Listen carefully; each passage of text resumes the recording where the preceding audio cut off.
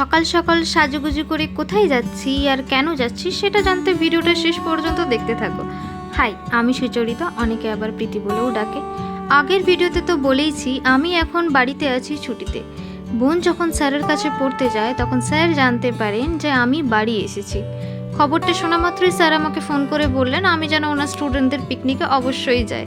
স্যারের কাছ থেকে সরাসরি নিমন্ত্রণটা যে পাবো সেটা একদমই আশা করিনি, কারণ আমি যে ওনার প্রাক্তন ছাত্রী সেটা তো বুঝেই গেছো। তাই এই সুযোগটা হাতছাড়া না করে একবারে লুফে নিয়ে এক কথায় রাজি হয়ে গেলাম।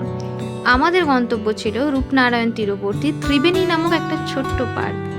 এই যে মানুষটাকে দেখছো ইনিই আমার স্যার।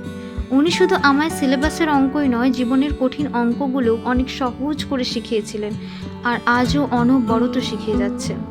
পিকনিকের সবচেয়ে আকর্ষণীয় ব্যাপার হলো যে স্যার নিজে রান্নার দায়িত্বে ছিলেন।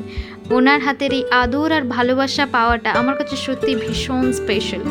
কিন্তু আমরা সারাদিন কি কি মজা করলাম আর মেনুতে কি কি ছিল সেটা দেখতে হলে চোখ রাখো পরের পার্টে। দেখা হচ্ছে খুব তাড়াতাড়ি।